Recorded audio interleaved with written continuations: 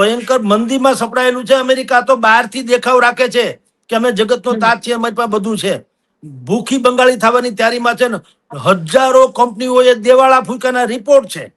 ભારત જેવું વિશ્વમાં કોઈ બજાર નથી. 140 કરોડનો દેશ છે ને પૈસાદાર છે. વસ્તી તો ઘણા દેશોમાં છે ખરી આપણી સામે, પણ ભૂખડી બાર છે. આફ્રિકન કન્ટ્રીઝથી માંડીને બીજા બધા લોકો છે ને આપણે ભગવાનની દયા છે, કાવડિયા વાળો દેશ છે આમ જુઓ તો.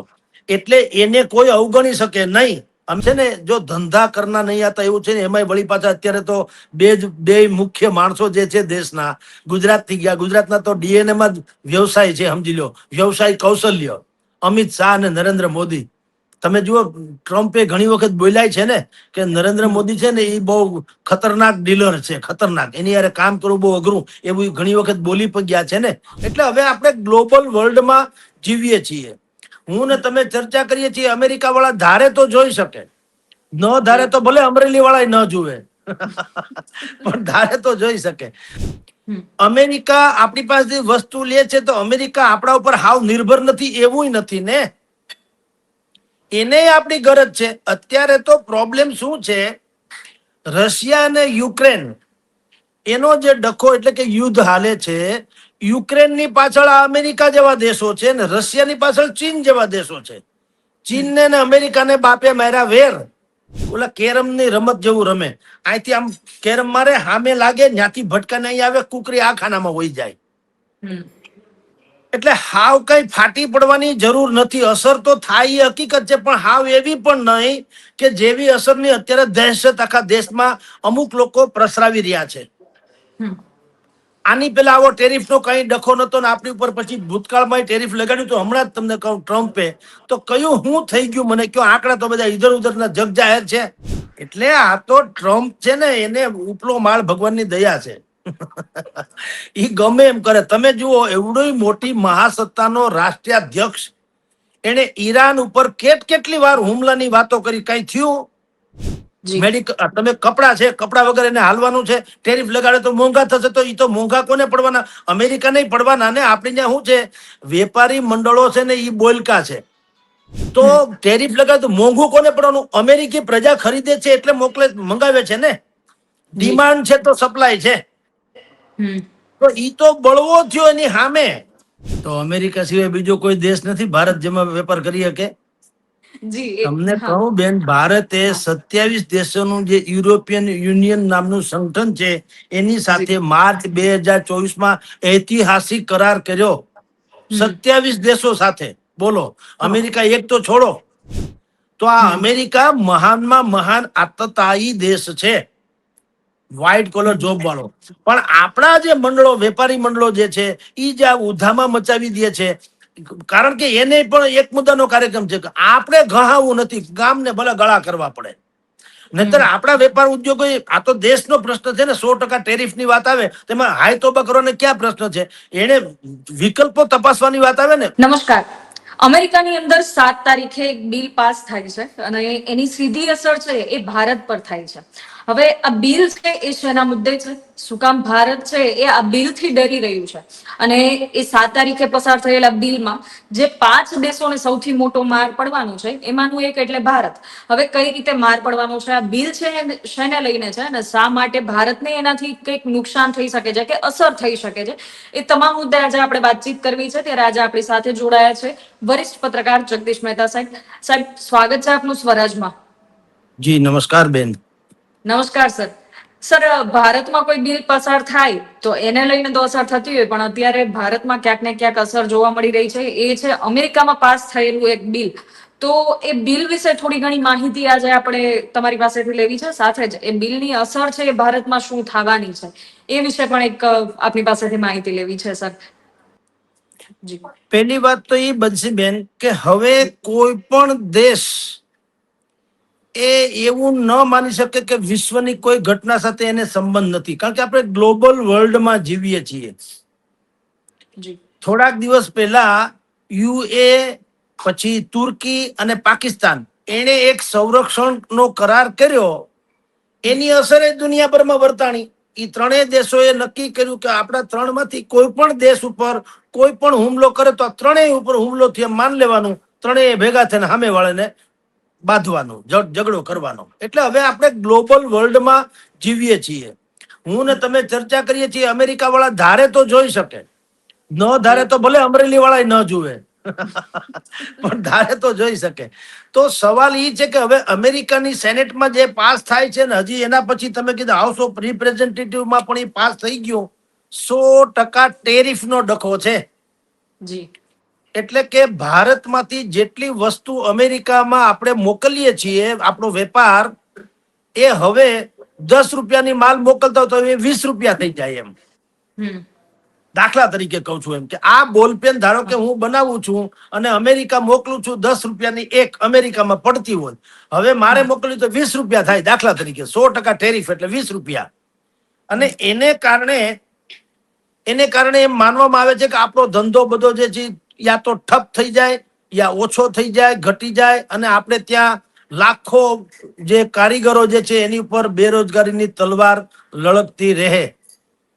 પણ બેન તમને કહું, હાવ એવું નથી. આ બધા બાના કાઢે છે વેપારી વર્ગે. એ તમને કહું, અમેરિકા આપણી પાસેથી વસ્તુ લે છે તો અમેરિકા આપણા ઉપર હાવ નિર્ભર નથી એવું નથી ને. એને આપણી ગરજ છે. અત્યારે તો પ્રોબ્લેમ શું છે, રશિયા અને યુક્રેન એનો જે ડખો, એટલે કે યુદ્ધ હાલે છે. યુક્રેનની પાછળ આ અમેરિકા જેવા દેશો છે ને રશિયાની પાછળ ચીન જેવા દેશો છે. ચીનને ને અમેરિકાને બાપે માર્યા વેર. એટલે ચીનની ઉપર પ્રેશર કરવા ઈ એમ કે છે કે રશિયા પાસેથી જે લોકો ક્રૂડ ખરીદે એને અમે લોકો ટેરિફ વધારશું. એટલે હું કે રશિયા ચીન જે છે એને રશિયાને મદદ કરે તો એ બાને ચીનને પણ આ લોકો છે ને આમ ઓલા કેરમની રમત જેવું રમે. અહીંથી આમ કેરમ મારે, સામે લાગે, ત્યાંથી ભટકા નહીં આવે, કુકરી આ ખાનામાં વહી જાય. એટલે હાવ કઈ ફાટી પડવાની જરૂર નથી. અસર તો થાય એ હકીકત છે, પણ હાવ એવી પણ નહીં કે જેવી અસરની અત્યારે દહેશત આખા દેશમાં અમુક લોકો પ્રસરાવી રહ્યા છે. આની પેલા આવો ટેરિફનો કઈ ડખો નતો ને આપણી ઉપર પછી ભૂતકાળમાં ટેરિફ લગાડ્યું તો હમણાં જ તમને કહું ટ્રમ્પે તો કયું હું થઈ ગયું મને કયો. આંકડા તો બધા ઇધર ઉધરના જગ જાહેર છે. ભારત અને અમેરિકા વચ્ચે 339.4 અબજ ડોલરનો કુલ વેપાર છે ઇધર ઉધર બંને તરફે. 339.40 અબજ ડોલર. એમાં આપણે આયાત અને નિકાસ તમે અલગ અલગ કરો તો આયાત ઓછી છે, એટલે 88.3 અબજ ડોલરની વસ્તુની આયાત કરીએ છીએ. 88.3 અબજ ડોલર અમેરિકન ડોલર. એની સામે આપણે નિકાસ 151.1 અબજ ડોલરની કરીએ છીએ.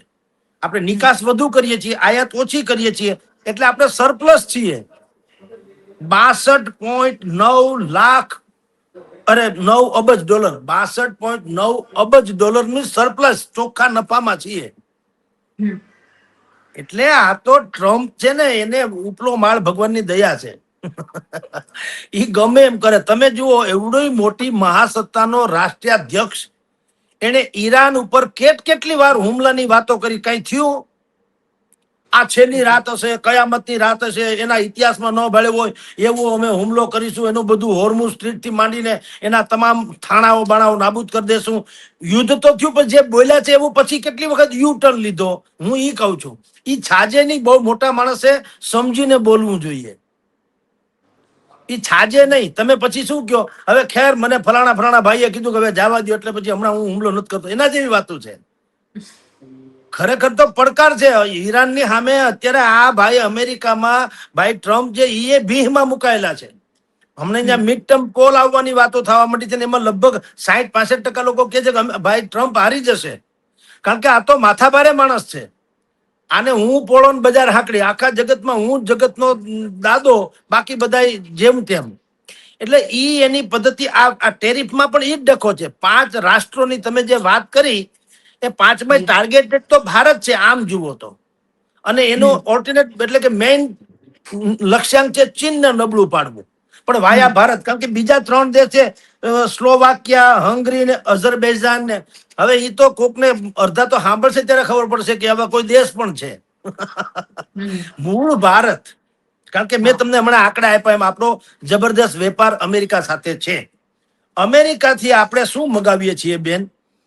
તમારી જાણ ખાતર ક્રૂડ ઓઇલ પણ અમેરિકાથી પણ મગાવીએ છીએ અને અમેરિકા આમાં મેં કીધું ને ગ્લોબલ, જો અરસપરસ કહું છું તમને જાણીને, તમને એટલે આપણને જે સાંભળનારા લોકોને એમ થોડુંક ખબર પડશે, બીજા જે લોકો હવે તો આ ગ્લોબલ વર્લ્ડમાં બધાને ઇન્ટરનેટ કનેક્શન જે હોય છે ને ગૂગલ છે એટલે ખબર પડી જાય.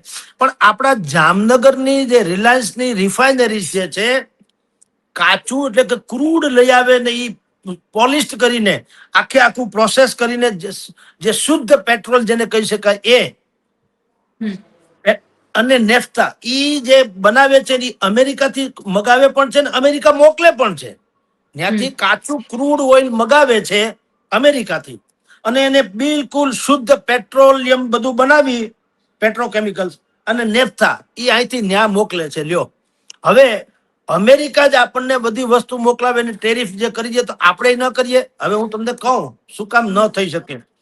અમેરિકા આપણને મોકલાવે છે ક્રૂડ ઓઇલ, પછી LNG એટલે કે ઉર્જા, બરાબર, એ પછી એરક્રાફ્ટ એટલે બોઈંગ જેવા જે આપણે એરોપ્લેસ હોય ને એના પાર્ટ્સ બનાવે એ આપણે અમેરિકાથી મગાવીએ છીએ. ટૂંકમાં સંરક્ષણના ક્ષેત્રમાં બહુ જરૂરી છે એરોપ્લેસ સ્પેર પાર્ટ. પછી તો સફરજન ને બદામ ને અખરોટ ને કેમિકલ ને મેડિકલ ડિવાઇસીસ આવું તેવું. પણ ભલા માણા એટલી વસ્તુ આપણે ત્યાંથી અહીંયા મગાવીએ છીએ તો અમેરિકા આપણી પાસેથી કેટલી બધી વસ્તુ મગાવે છે. આપણે અમેરિકા જે છે એને આપણે કપડા, હીરા ઝવેરાત, દાગીનાથી માંડીને મેડિસિન થી માંડીને બધી જ વસ્તુ આપણે મોકલીએ છીએ. હવે તમે મેડિસિન એટલે આપણા જેવી તો દવા પાછી એની જેનરિક દવા જેને કહી શકાય ને એ જેનરિક દવાનો તો કોઈ તોડ નથી. તો અમેરિકાને ભલે એ ગમે એટલું ટેરિફ લગાવે, દવા તો જોતી હોય કે નહીં. તમે હું હોસ્પિટલમાં કોઈ દી ભાવ પૂછીએ છીએ કે ચાલો આ હોસ્પિટલમાં ભાઈ માથાની ગોળીના અથવા તો હૃદયના ફલાણા શું ભાવ છે, પછી બીજી હોસ્પિટલ જાય, ત્રીજી હોસ્પિટલ, એવું હોય? એ તો ડખે ચડ્યા હોય પછી જે થાય એ એવું જ હોય ને. તો આપણે જેનરિક દવા ફાર્માસ્યુટિકલ્સ જેને કહી શકાય, અને પેરાસિટામોલ જેને કે સામાન્ય ગોળી આપણને અહીં મળે છે હાવ એમનેમ જેવી મફતના ભાવ જેવી, એ પેરાસિટામોલ પણ આપણે એન્ટીબાયોટિક ને રસી એટલે કે વેક્સિન વગેરે પણ ભારતમાંથી અમેરિકા જાય છે.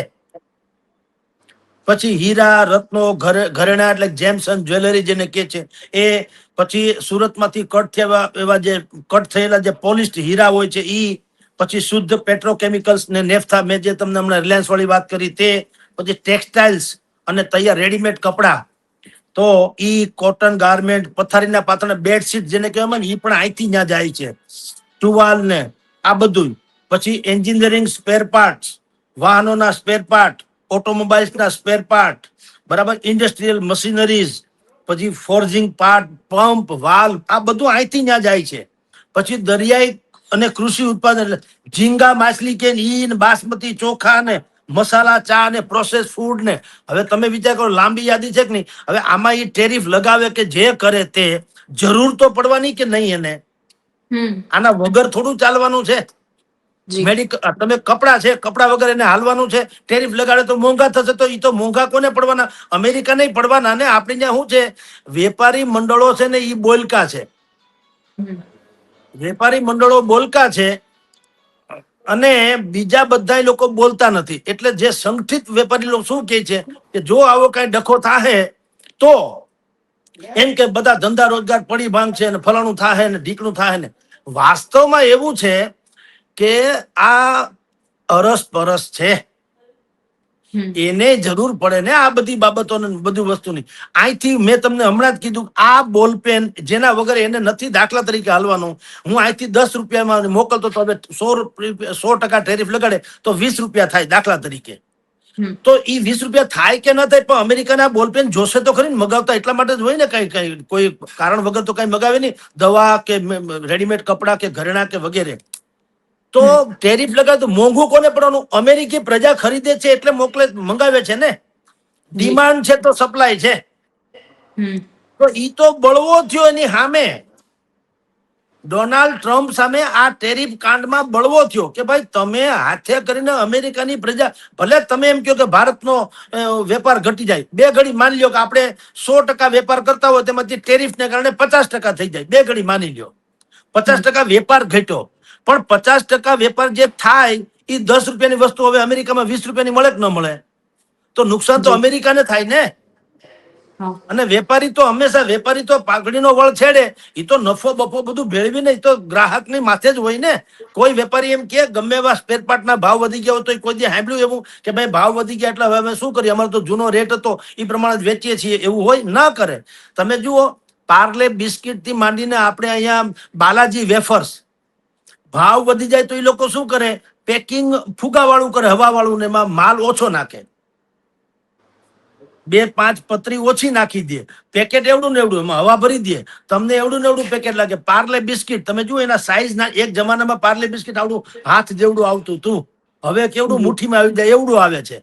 ભાવ નથી ઘટાડવા, પણ એની સાઈઝ ઘટાડી દેવી. એટલે વેપારી પાસે દરેક પ્રકારની વ્યવસ્થા હોય છે. એટલે જે ઉહાપો તમે જે પ્રશ્ન જેના માટે કર્યો કે ટેરિફ લગાડી દે તો આપણા હીરા ઉદ્યોગ, કાપડ ઉદ્યોગ, ફાર્માસ્યુટિકલ ઉદ્યોગ, એન્જિનિયરિંગ ઉદ્યોગ થી માંડીને બધાયના કારીગરો, 4.5 કરોડ, એક અહેવાલ પ્રમાણે 4.5 કરોડ બેરોજગારો, યુવાનો કે કારીગરો ઉપર બેરોજગારની તલવાર હરામ બરોબર, એવું કઈ થાય તો એવું પણ નથી. સર જી, આમાં એક તમારી વાત ઉપરથી મને એક સવાલ થાય છે, તો એ એક સવાલ હું કરીશ કે આમાં એવું ન થઈ શકે સર કે માની લો કે તમે જે ઉદાહરણ આપ્યું કે એક બોલપેન છે 20 રૂપિયાની, પણ બોલપેન વગર એ લોકોને નથી ચાલવાનું, પણ એની શરત જે છે કે જે લોકો રશિયા પાસેથી તેલ કે ઓઇલ ખરીદશે એની ઉપર ટેરિફ લગાવે છે, તો ભારતમાં 100% ટેરિફ આવે છે.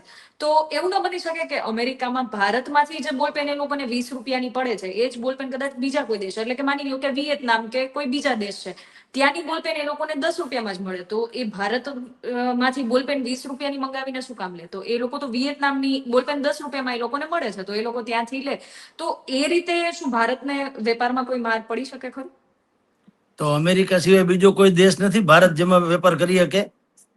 જી, તમને હા. કહું બેન, ભારતે હા. 27 દેશોનું જે યુરોપિયન યુનિયન નામનું સંગઠન છે એની સાથે જી. માર્ચ 2024માં ઐતિહાસિક કરાર કર્યો. હમ. 27 દેશો સાથે, બોલો. હા. અમેરિકા એક તો છોડો, હા. 27 દેશો સાથે, અને ફ્રી ટ્રેડ એગ્રીમેન્ટ, ફેટા, હા. ફ્રી ટ્રેડ, હા. એકબીજાને જકાતે ન લાગે, હમ. બોલો. તો આપણે ન્યા ટૂંકમાં એવું છે, ડર ગયા સો મર ગયા. એવું હા.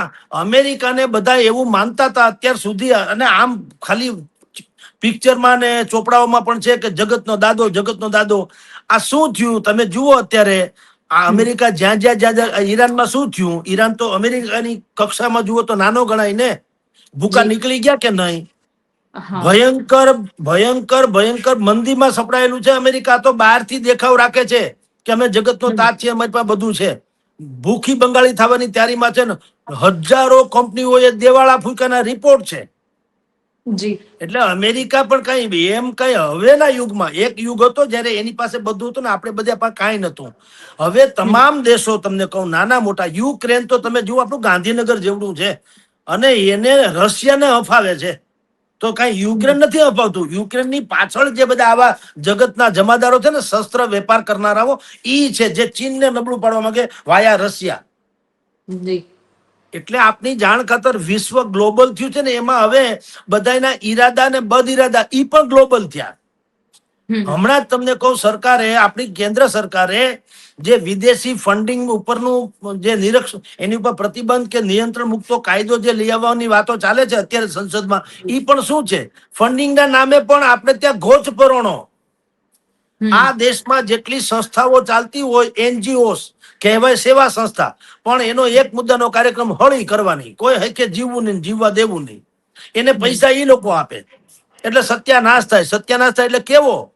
નર્મદા યોજના એનો ભયંકર દાખલો છે. આખા ગુજરાતને પણ લાગે વળગે ત્યાં સુધી, આમ તો દેશને પણ ગુજરાતીઓને યાદ છે કે જેનું શ્રીફળ વિધિ જવાહરલાલ નહેરુએ કરેલી, એ હમણાં માંડ સાક્ષાત્કાર થયું, દાયકા બે દાયકા પહેલા. તો 30-40 વર્ષ ઈ કેસ લબડી રહ્યો નર્મદાનો, પુનર્વસનનો, અને ફલાણાનો, મેધા પાટકર આવ્યા ને ફલાણા આવ્યા ને, આ બધા ડખા, પર્યાવરણ ને જેટલી બધી ડખા પિંજણ થઈ, એમાં જે વર્ષોના વર્ષો નીકળી ગયા, એટલે જે 30,000 કરોડની હતી પછી 60 કે 90,000 કરોડે પૂગી ગઈ હોય યોજના. ઈ શું છે, મોટા મોટા રાષ્ટ્રો એવું ઈચ્છે કે આપણા કરતા આગળ આ લોકો નીકળી જવા ન જોઈએ, એટલે કહેવાતું મૂડીરોકાણ એ કરે આપણામાં. અને અહીંયા ધારો કે કંપની સ્થાપે, તમે શું માનો અહીંયા કંપની સ્થાપે એટલે હું 2-4 ગાડીઓ વેચીને એને નફો આવે તેના રોટલા હાલે એવું હોય નહીં. અહીંયા ધંધો કરે એટલે એની અવર જવર થાય, બધી વાત થાય, ભારતમાં શું થાય છે શું નહીં, પોલિસી કેવી છે એ પણ ખબર પડે ને. ડોક્ટર મનમોહન સિંઘે 2012માં એવો આક્ષેપ કર્યો હતો કે વિદેશી ફંડિંગ થી અહીંયા દેશમાં કેટલીક એનજીઓ જે છે એ આપણા વિકાસને રૂંધે છે, એમ કરીને 4310 જેટલી એનજીઓ ના લાયસન્સ એને બેન કરેલા. તો આ કેસમાં તમને કહું એવું જ છે બેન. આપણે બધા વેપારી મંડળો શું કે છે, હીરા ઉદ્યોગમાં મંદી લાગી જશે, કાપડ ઉદ્યોગમાં મંદી લાગી જશે, હીરા ઘરમાં શું કામ કે આપણે નિકાસ ઓછી. એટલે નિકાસ તો તમારી પાસે બીજું વિશ્વ નથી અમેરિકા સિવાયનું. આ 27 દેશો ટ્રેડ કર્યું એ શું ખાલી એમને નાટક છે? કાગળ ઉપર સહી કરીને ખાલી એમને હું તો કાગળિયા લખી થાકી કાનુડા તારા મનમાં નથી એવું હોય? ઈ એટલા હાટું જ છે, પણ ઈ નહીં કે. અને તમે બેન બંસીબેન બીજું જુઓ, જ્યાં સુધી ટેરિફ નતો, દાખલા તરીકે આ 100 ને ઈ જવા દો, 100% ને 50% ને 60% ને આવી કોઈ સ્થિતિ નથી, ત્યારે તો આ જે કાપડ ઉદ્યોગ છે, હીરા ઉદ્યોગ છે, સોનું છે, જેમ્સન જ્વેલરી અને કૃષિ ઉત્પાદન, ફાર્માસ્યુટિકલ, એ બધાને ત્યાં સુધી તો મલાઈ જ મળી ને. તો તમે કેથી નિહિલાવી દીધા બધા કર્મચારીઓને? હાલો મને કયો. તો પછી એ બધાને હોનાના નળિયા ન હોય કે ભાઈ અત્યારે ભગવાનની દયા છે, અમેરિકામાં આપણી નિકાસ બહુ મોટે પાયે થાય છે, અમને નફો બેસુમાર મળે છે, જો તમે બધા કરો જલસા. કોઈ છે સાંભળ્યું કે હાથે માઠેમાં ઉપાડ નથી આપતા? હમણાં હાથે માઠે આવશે ને, હીરાના કારખાના સુરત વાળા છે ને, ઉપાડ શેઠિયા પાસેથી માગે ને, ઉપાડ નથી આપતા. ટૂંકમાં હંધાઈને ગળચી જવું છે, બાનું જોઈએ ગમે તે રીતે, આમ થશે તો તેમ થશે. તો આપણે 27 દેશો સાથે જે કરાર કર્યો છે, ફ્રી ટ્રેડ એગ્રીમેન્ટ, એટલે મફત જકાત બકાત કઈ લાગે નહીં, એક્સાઇઝ ડ્યુટી બેક્સાઇઝ ડ્યુટી, આયાત નિકાસ નું કઈ નહીં, કરો મજા. ઈ એને કીધું. અને ઈ લોકોની આપણે જયારે સંધિ કરી છે 24માં, ત્યારે એમાં પાછું એવું થયું કે 100 અબજ ડોલરનું, ડોલર રૂપિયા નહીં, 100 અબજ ડોલરનું રોકાણ ભારતમાં કરશે. તમે વિચાર કરો. અને આપણે ઘડિયાળ, ચોકલેટ, વાઇન, મશીનરી, વાહનો, ડેરી પ્રોડક્ટ્સ, આ છે તે છે, બધું ત્યાંથી જો આવે એની ઉપર કોઈ જગત સસ્તું થશે એમ કે છે. અને એની સામે આપણે ટેક્સટાઇલ, ફાર્મા, હીરા જવેરાત, આઈટી સેવા, આ બધું જે છે, એન્જિનિયરિંગ, સ્પેર પાર્ટ, એ આ 27 દેશોને જોતું તો હોય ને. આ કઈ નકામી પ્રોડક્ટ કોઈ થોડી છે. અને અમેરિકા બહુ ફાકા ફોદારી કરે છે. તો તમારી જાણ ખાતર અમેરિકાને પણ આપણી આરા વગર હાલે એમ નથી. શું કામ ખબર છે? આઈટી ની જે વ્યવસ્થા છે આપણા સિવાય એની પાસે કોઈ વ્યવસ્થા છે જ નહીં. એ બૌદ્ધિક ધન તો આપણી પાસે છે.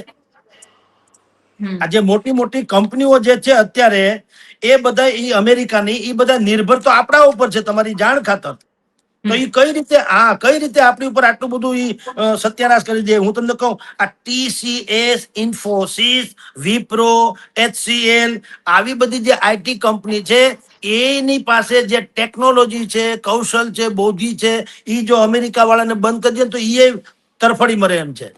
એને છૂટકો નથી. તો પછી આ 3 વિકલ્પ છે બેન આપણી સામે. આ પહેલી વાત તો ડર ગયા સો મર ગયા. આજે કહેવાય છે ને કે હજારો લોકો આપણા એમ કે બેરોજગાર થાય, એ ખોટી વાત છે. દાનત ખોર હોય તો બધું થાય. તમને કહું, મેં તમને બેન પહેલા કીધું કે જયારે આવું કઈ નતું ત્યારે તમે ક્યાં ઈ બધા કારીગરોને નળિયા હોનાના કરી દીધા? હાલો, નહીતર તમે એમ 2 વસ્તુ હોવી જોઈએ ને કે ભાઈ જો નથી નિકાસનો કઈ ડખો નતો અને ટેરિફ વાળી વાત નથી, તેથી અમારા કર્મચારીને પૂછો, બધાને ઘરે અમે ગાડીઓ 4 વ્હીલ બાંધવી દીધી, એવું છે નહીં. એ તો ઈનો એ ભૂખની ભાજી છે. એટલે આ તો વોટ હાજા તો ઉતર જાજા. પણ સામે પક્ષે તમને કહું, આપણે ભારત છે ને, જો ધંધા કરના નહીં આતા એવું છે ને, એમાંય વળી પાછા અત્યારે તો બે મુખ્ય માણસો જે છે દેશના, ગુજરાત થી ગયા. ગુજરાતના તો DNA માં જ વ્યવસાય છે, સમજી લો, વ્યવસાય કૌશલ્ય.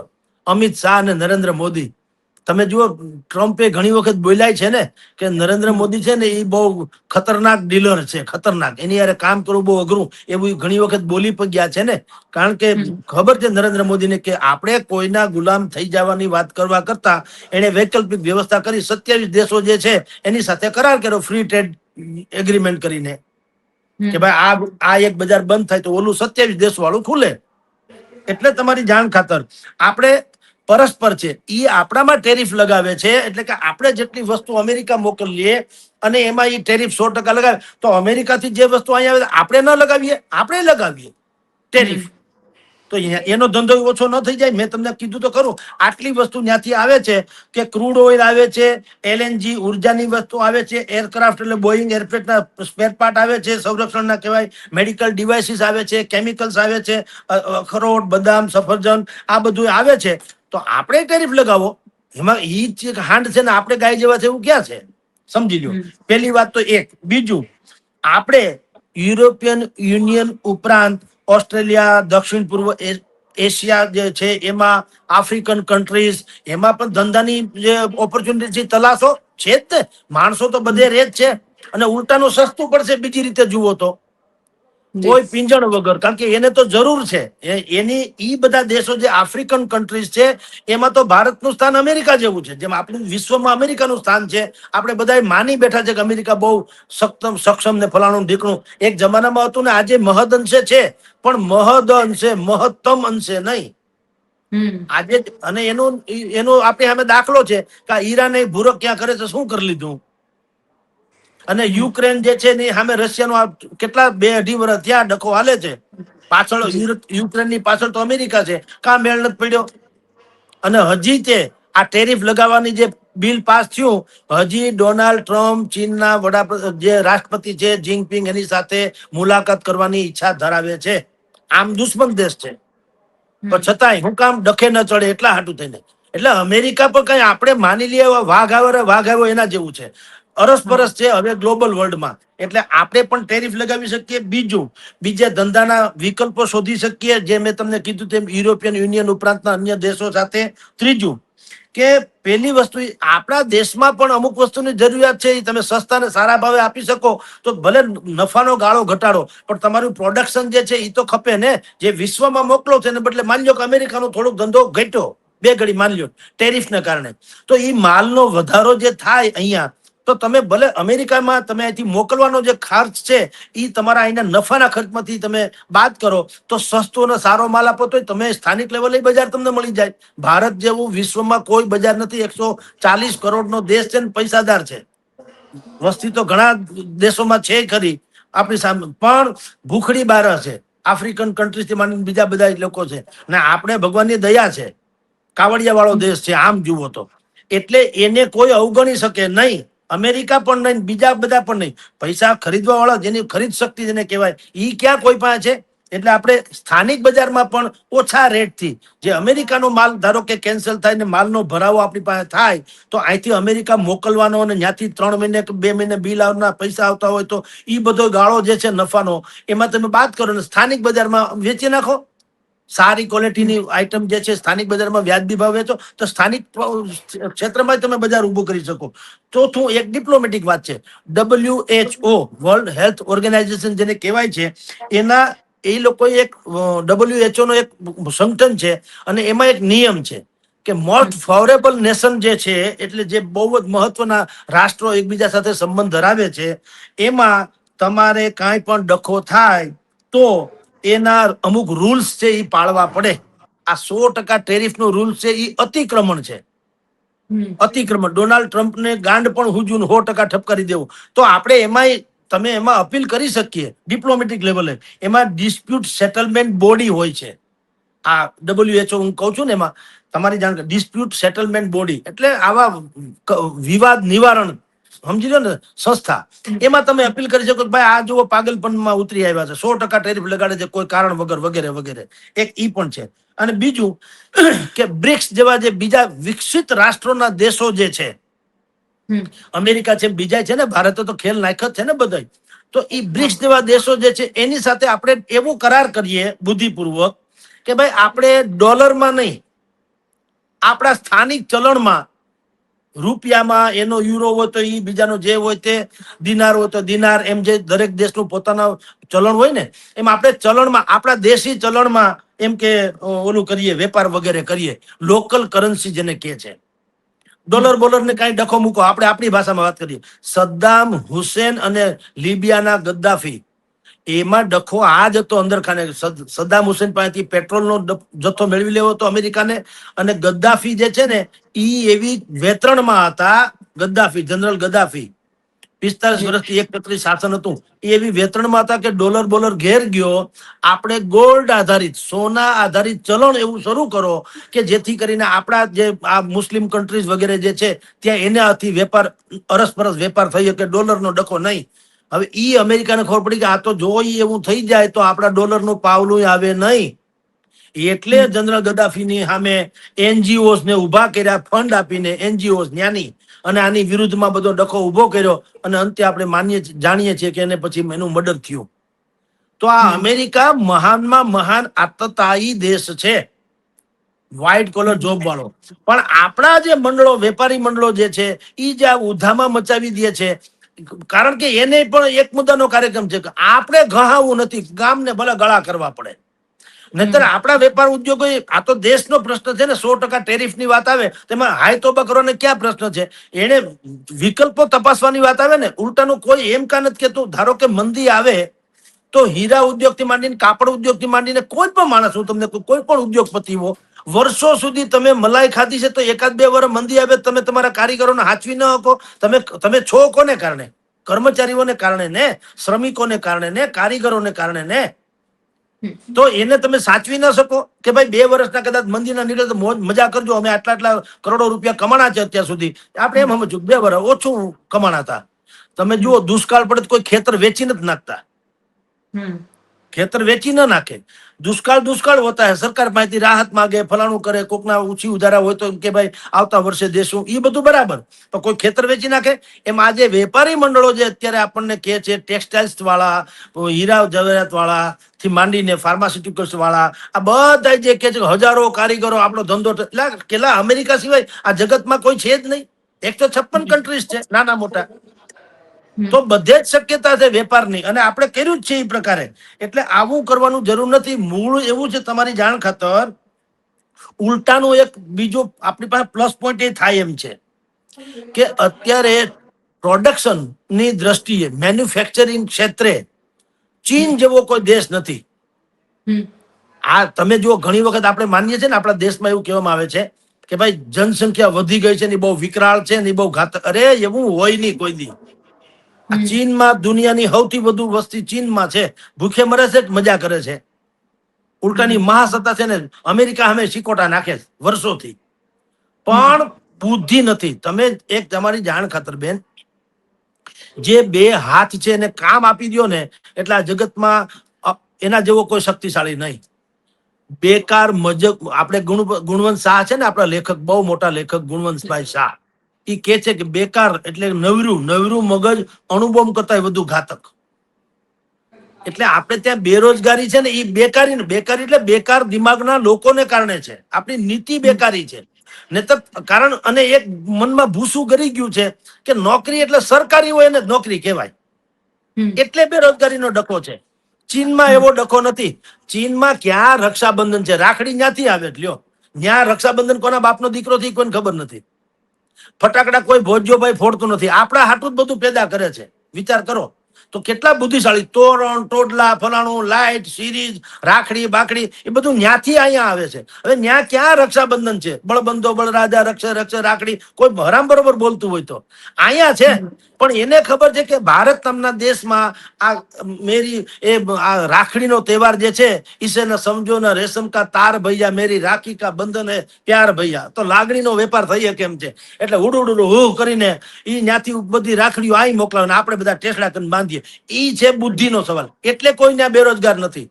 ત્યાં સૈન્યને પણ નવરું રાખવામાં આવતું નથી. સૈન્યને કે રાખડી બંધાવો. અત્યારે માનજો કે ક્યાંય યુદ્ધ નથી હાલતું 2 ઘડી, તો હરામનો પગાર નહીં ખાવાનો. રાખડી બનાવો, તમારે બાકીનો તમારે સિરીઝ બનાવો, બીજું કોઈ પણ બનાવો પ્રોડક્ટ જે વિશ્વભરને જરૂર હોય એવું. તો ભારત વાળા એવું ન કરી શકે? કરી જ શકે. જે લોકો અત્યારે ચીન ઉપર નિર્ભર છે એ બધાને ચીન કરતા ભારત વધુ સહેલું પડે આખા વિશ્વને. કારણ કે આપણે અહીંયા, તમારી જાણ કરતા, મજૂરીનો દર સૌથી ઓછો, દર અને ડર 2 ઓછો છે. આપણી ત્યાં યુનિયનબાજી બહુ નથી.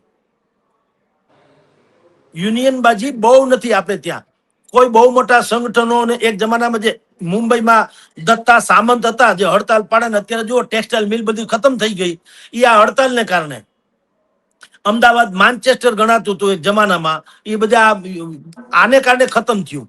હવે આપણે ત્યાં ઈ પ્રકારની વાત નથી. શ્રમિકોના બહુ મોટા સંગઠન કે યુનિયન રહ્યા નથી કારણ કે શ્રમિકો પણ હવે કોન્ટ્રાક્ટ બેઝ ઉપર રાખવામાં આવે છે. મોટી મોટી કંપનીઓ જે છે દેશની મલ્ટીનેશનલ કંપનીઓ એ સીધી રીતે એમ્પ્લોય તરીકે કંપનીમાં મારા તમારા જેવા ન રાખે, એક કોન્ટ્રાક્ટરને રાખી લે, હાયર કરી લે. કોન્ટ્રાક્ટર મને ને તમને રાખે, કોન્ટ્રાક્ટર કાઢે ને કોન્ટ્રાક્ટર રાખે, એમાં પીએફ બીએફ ને એવું કઈ આવે નહીં, રોજમદાર જેવી વાતો. એટલે વિશ્વભરને આપણી પ્રોડક્ટ સસ્તી મળે એમ છે ચીન કરતા પણ. તો ચીન સૌથી મોટો મેન્યુફેક્ચરિંગ કન્ટ્રીઝ છે, એની સામે ભારત આવી રીતે ડરવા કરવા કરતા અહીંયા પ્રોડક્શન વધારીને જે દેશમાં જે જરૂરિયાત એવું પ્રોડક્શન બનાવે તો આપણને કાંઈ ટેરિફ બેરીફનો ડખો થાય નહીં, લાગે નહીં. ઉલટાનું અમેરિકા ઘૂંટણીએ પડે કારણ કે એને કેટલીક વસ્તુ આપણા ઉપર નિર્ભર છે. મેં તમને વાત તો કરી કે એને જેનરિક દવા વગર હાલે છે, ફાર્માસ્યુટિકલ દવા વગર તો હાલવાનું નથી. હીરા રત્નો ઘરેણા હવે એ લોકો ભલે બીજા આર્ટિફિશિયલ બનાવીને પહેરવા માંડ્યા છે પણ ઓરિજિનલ એમ તો બગસરાના ઘરેણા આપણે અહીંયા મળે જ છે ને ઘરેણા જેવા જ લાગે છે. પણ લગ્નમાં કોઈને ક્યાંય ગીરવે મુકાય ખરા? નહીં. એમાં તો 900 હોળ માર્કા વાળા જ જોઈએ. એમ કેટલાક લોકો ફેશન ખાતર ભલે ત્યાં નકલી ઘરેણા કે હીરા પહેરી લે પણ જયારે અસલીની વાત આવે ત્યારે તો આપણી સુરતથી ટચ કર્યા વગર મેળ પડે એમ નથી. એટલે આપણે ડિમાન્ડ ઉભી કરવાની સવાલ છે. અમેરિકા ઉપર નિર્ભર કે અમેરિકા એક બાયણું બંધ કરી દે તો આપણે બધા ફાટી પડવાની કાંઈ જરૂર નથી. આ મારી દ્રષ્ટિએ આ જે વેપાર ઉદ્યોગ વાળા જે છે સંગઠિત લોકો એ બુદ્ધિપૂર્વક હાવ ઉભો કરે. હજી તો કઈ ઓલું કે ને કે હજી તો કઈ નક્કી છે નહીં તો પણ અત્યારથી જાણે મંદી આવી ગયો હમણાં ભાવે વધારી દે પાછા બુદ્ધિપૂર્વક. એટલે કઉ છું કે એના કરતા આપણા દેશના વેપારીઓએ એમ કેવું જોઈએ સરકારને કે ભાઈ જે કઈ ડેફિસિટ આવે, જે નુકસાની થવાની છે અમેરિકાની સાથેની ધંધો વેપાર, ધારો કે ટેરિફ વધે તો વૈકલ્પિક વ્યવસ્થા કરજો. એમાં માટે ઓછું નિકાસના ઓછા પૈસા થાય એવું કરો. યુરોપિયન કન્ટ્રી સાથે કે બીજા કોઈ દેશ સાથે છે તો આપણી સરકાર ને, તો અમેરિકાની જગ્યાએ બીજો કોઈ, તો ક્યાં ફરક પડતા હે. એટલે અમેરિકા એ આપણી ઉપર ટેરિફ 100% નાખ્યો એટલે આપણે બહુ જ ફાટી પડવાની જરૂર નથી. એને આપણી જેનરિક દવા, હીરા રત્નો, ઘરેણા, શુદ્ધ પેટ્રોકેમિકલ્સ, નેફથા, ટેક્સટાઇલ, તૈયાર કપડા, એન્જિનિયરિંગ સામાન, ઓર્ગેનિક કેમિકલ જે છે, એગ્રો કેમિકલ્સ, ઈ દરિયાઈ ઉત્પાદન અને આઈટી સોફ્ટવેરની સર્વિસ, એ બધું એને ભારત પાસેથી જોઈએ છે. એ કઈ તો આમ છે ને, અરસપરસ છે ને. એટલે કઈ ઈ જ વધારી દે તો આપણે શું કામ નહીં. એટલે આપણે ખાલી એમ કે અમેરિકા સે આયા મેરા દોસ્ત ટ્રમ્પ કો સલામ કરો એમ કરીને સલામ કરવાની કઈ જરૂર નથી. કારણ કે આપણે યાદ રાખવું જોઈએ દુશ્મન ન કરે દોસ્ત ને वो काम किया है, उम्र भर का गम हमें इनाम दिया है. જો એવું ઈ હાવ નાદાને ઉતરી આવવાનો હોય તો આપણે ખેલ નાખવો જોઈએ સામે. ધંધો છે, ધંધામાં ગુજરાતીને કોઈ પહોંચે. આપણને જો ફૂટબોલ થી માંડીને કોઈ જગ્યાએ મેદાનમાં રાખે તો એવું કેવાય, ઓલા જોક કે ને એમ કે ગુજરાતી શું કરે, ઈ ગોલ ન કરે, અહીંયા ગલો કરે પાનનો. ખૂણો બાળે ઈ કે અહીંયા ગોલ ન કરાય, ગલો કરાય એટલે હરકો ધંધો થાય. ગુજરાતીને કોઈ ધંધામાં પહોંચે. એટલે આ હાવ જે ઉભો કરવામાં આવી રહ્યો છે ઈ મારી દ્રષ્ટિએ ખોટો છે. અને અમેરિકા ટેરિફ નાખે જ કઈ ફાટી પડવાની જરૂર નથી. અમેરિકા ઉપરાંતનું પણ વિશ્વ છે એમ કઉ છું. તો વિશ્વમાં બીજા હવે આપણે ટૂંકમાં જે ફેસ કરવાનો છે એ તો કરવાનો છે. કોરોનાની મને તમને ક્યાં ખબર હતી? આપણે બધા વેક્સિનેશન થી માંડીને બધું કર્યું હતું કે નહીં? અહીંયા મોગો બાંધીને ફરતા હતા કે નહીં? જિંદગીમાં કોઈથી કોઈને કલ્પના નથી તો આપણે આમ કરતા હતા કે નહીં? અને વર્ક ફ્રોમ હોમ એ નામે નતું સાંભળ્યું કે આવું કઈ હોઈ શકે, એવું કર્યું કે નહીં? ક્વોરન્ટાઇન થયા, ક્વોરન્ટાઇન કોના બાપનો દીકરો તો કોઈ શબ્દ નતો સાંભળ્યો, બધા થતા હતા કે નહીં? તો ભાઈ જેવી સ્થિતિ છે એમાં નીપટવાનું હોય, ફાટી પડવાનું ન હોય જિંદગીમાં. એટલે અમેરિકાના ટેરિફ થી મેં કીધું એમ ફાટી પડવાને હાવ જે ઉભો કરે છે વેપારી, એ કાયદેસર આપણી ઉપર એટલે કે ભારતના નાગરિકો કે ગ્રાહકો ઉપર જ એનો અસર થાય એવો હાવ ઉભો કરે છે. બિલકુલ ખોટું છે. એને બદલે વેપારી લોકોએ પણ ખરેખર તો એમ કેવું જોઈએ કે ભારતના એક નાગરિક કે ભારત સરકાર, એ બેમાંથી એકે નિરાશ થવાની જરૂર નથી. સરકાર અમને થોડોક ટેકો આપે, અમે વિશ્વના અનેક બજારો, બીજા રાષ્ટ્રોના બજારો અમે શોધીશું, ત્યાં આપણે માલ એવો બનાવશું કે બીજા બધા દેશો કરતા આપણે સસ્તો અને સારી ક્વોલિટીનો માલ આપી શકીશું. એટલે આપણને કોઈ અમેરિકાના અસર નહીં થાય. અમેરિકાને નબળું પાડવાનો આ શ્રેષ્ઠમાં શ્રેષ્ઠ અવસર છે. નરેન્દ્ર મોદી તો સમજતા આફતને અવસરમાં પલટવાની વાત તો કરે છે, તો આનાથી વિશેષ મોકો કયો હોય? એટલે એને આ કરવું જોઈએ. જેથી કરીને આપણે કોઈ જાતની ઉપાધિ રહે નહીં. જી બેન. જી, તો સર અત્યારે આજે હાવ ઉભો થયો છે ભારતની અંદર કે જેની અસર આપણે આમ સામાન્ય રીતે જોઈએ તો ક્યાંક ને ક્યાંક મોંઘવારીમાં વધારો થાય છે, ક્યાંક ને ક્યાંક સ્ટોક માર્કેટ ઉપર એની અસર થાય છે કે એક જે ખોફ હોય છે કે ટ્રમ્પે ટેરિફ વધાર્યો અને માર્કેટમાં મુવમેન્ટ આવી જતી હોય છે કેમ કે વિદેશી રોકાણકારો છે એ ક્યાંક ને ક્યાંક આગા પાછા થતા હોય એટલે સ્ટોક માર્કેટમાં એની મોટી અસર આવતી હોય છે. અને ક્યાંક ને ક્યાંક તમે જે રીતે કીધું કે સૌથી વધુ આપણે નિકાસ કરીએ છીએ અમેરિકા અને આપણી વચ્ચેના લેવડ દેવડની અંદર આપણે ભારત છે એ સૌથી વધુ વસ્તુઓ મોકલે છે ત્યાં નિકાસ કરે છે એમ જેટલી આયાત કરે છે એના કરતા જાજી નિકાસ કરે છે એટલે એ નિકાસ જે કરી રહ્યું છે એના માટે તમે રસ્તો પણ આમાં વાતચીત દરમિયાન આપણે વાત કરી કે ભાઈ એના અલગ રસ્તાઓ પણ છે કે અમેરિકામાં જે વસ્તુઓ મોકલો છો એની જરૂરત કદાચ બીજા દેશોને પણ છે તો એ અમેરિકામાં જ મોકલવા કરતા બીજા દેશોનો રસ્તો ગોતવો એ વધારે સારી વાત છે. તો આમ આપણે આ તમામ મુદ્દે વાતચીત કરી એમાંથી એ નિરાકરણ શું આવી શકે એ તમામ બાબતે પણ આપણે આજે વાતચીત કરી છે. તો સર આ બાબતમાં આજે લોકોના મનમાં જે ટેરિફને લઈ અને એક સવાલ હતો, એક બીક હતી જે કે ટેરિફ આવે તો ભારતમાં આટલી મોંઘવારી થઈ શકે પણ એના બીજા રસ્તાઓ પણ છે પણ જે બદલાવ લાવવાની જરૂર છે, જે સુધારા કરવાની સિસ્ટમમાં થોડોક બદલાવ લાવવાની જરૂર છે જેથી કરીને એની આટલી મોટી અસર ના થાય. જે ખોફ અત્યારે લોકોને છે ભારતમાં એ અસર ના થાય એ બાબતમાં આપે આજે રસ્તા પણ આ બાબતમાં બતાવ્યા અને આ બાબતમાં ખુલીને લોકોને પણ સમજાવ્યું કે હકીકતમાં ટેરિફથી એટલું ડરવાની જરૂર નથી. એ બાબતે આપનો ખૂબ ખૂબ આભાર કે જેથી કરીને લોકોને ટેરિફ અને ટેરિફના ડર વચ્ચેનો એક જે પાતળી ભેદરેખા છે એ પણ આપે સમજાવી દીધી. સર ખૂબ ખૂબ આભાર આપનો સ્વરાજ સાથે જોડાય અને આ તમામ મુદ્દે વાતચીત નમસ્કાર કરવા બેન. બદલ. ખેડૂત ભાઈઓ છે ખેતરમાં ડ્રોન ઉડાવતા હોય છે ત્યારે આપણે એક પ્રશ્ન સતાવતો હોય છે કે જે આપણે અત્યાર સુધી જીપીએસ ટેકનોલોજી વાળા ડ્રોન વાપર્યા છે જેથી કરીને મોબાઈલ ટાવર છે અથવા તો હાઈ ટેન્શન લાઈન પસાર થતી હોય, કોઈ વૃક્ષો હોય ત્યારે જે જીપીએસ ટેકનોલોજી વાળા ડ્રોન છે એમાં ટકરાય અને ટ્રેસ થાય છે. પણ એગ્રીઓન લાવ્યું છે જીએનએસએસ ટેકનોલોજી ડ્રોન જેથી કરીને એ ડ્રોન છે એ કોઈ જગ્યાએ ટકરાય નહીં, પોતાની રીતે જ ડિસિઝન લે છે ને મૂવ થઈ જાય છે જેથી કરીને જીએનએસએસ ટેકનોલોજી ડ્રોન છે એ વાપરવાનો આગ્રહ રાખો.